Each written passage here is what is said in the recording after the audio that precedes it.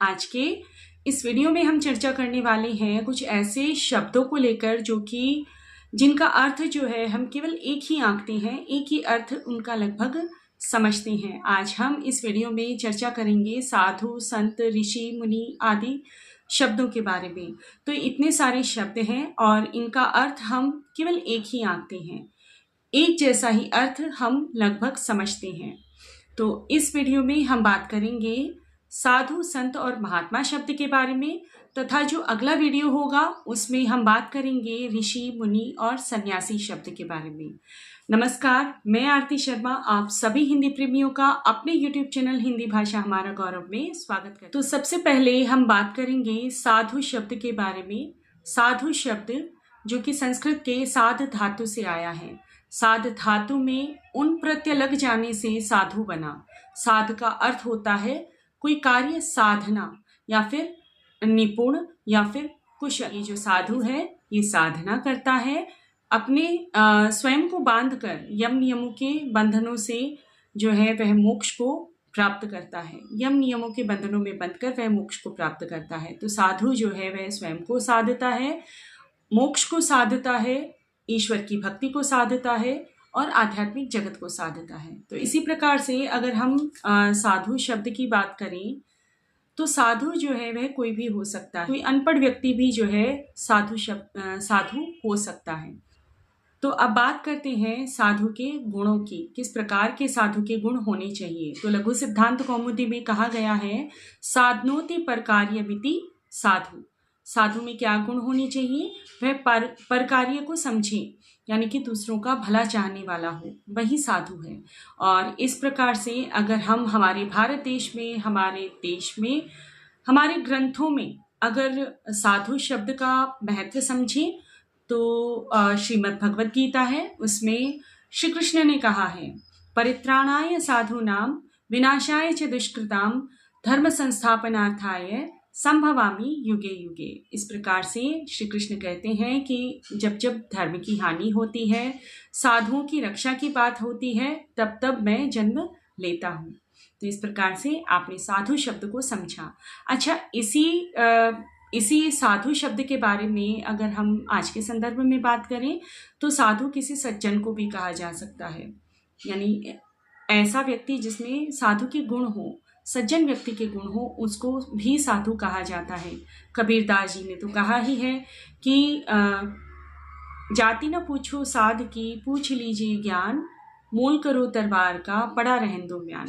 यानी कि जो जाति है उसको साधुओं से नहीं पूछना चाहिए। साधु जो है वह किसी भी कुल का हो, उसके ज्ञान को पूजना चाहिए, चाहे फिर वह किसी भी जाति का क्यों ना हो।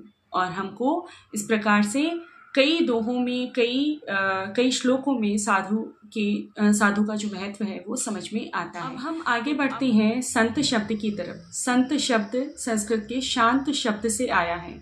यही शांत शब्द जो है प्राकृत में आगे चलकर शांत बना और शांत से फिर संत शब्द बना।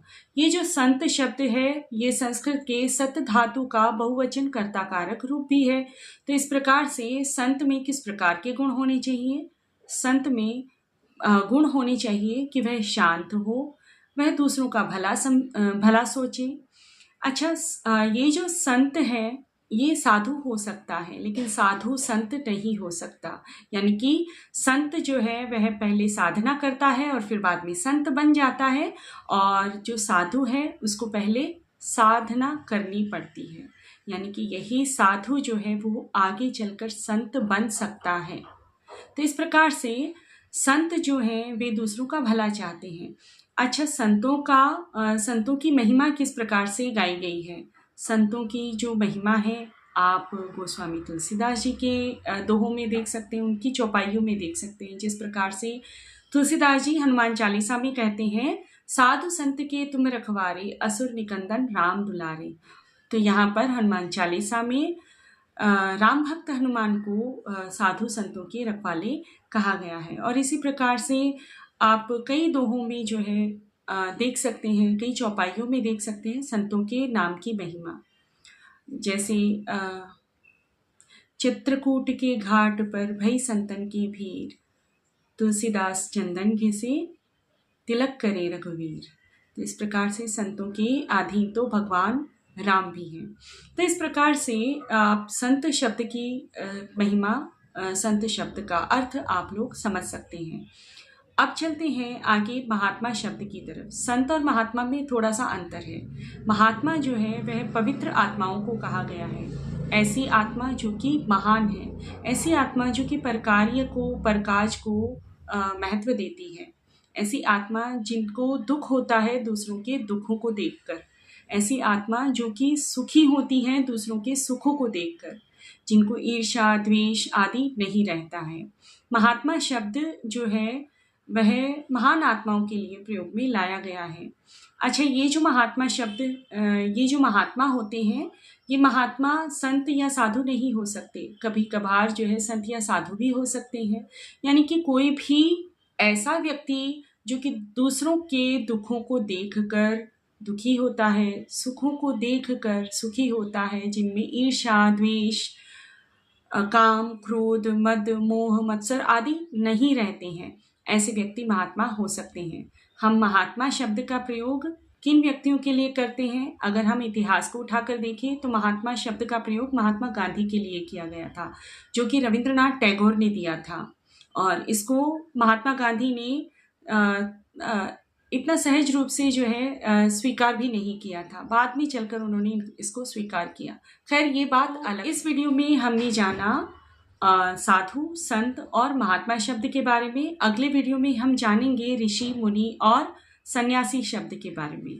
तो आशा है आपको ये वीडियो समझ में आया होगा। ये वीडियो अगर आपको अच्छा लगता है तो अपने मित्रों के साथ में साझा अवश्य कीजिएगा, और अपने परिवारजनों के साथ में साझा अवश्य कीजिएगा, तथा यदि आप चैनल पर नए हैं तो चैनल को सब्सक्राइब अवश्य कीजिएगा। मिलते हैं अगले वीडियो में, तब तक के लिए धन्यवाद।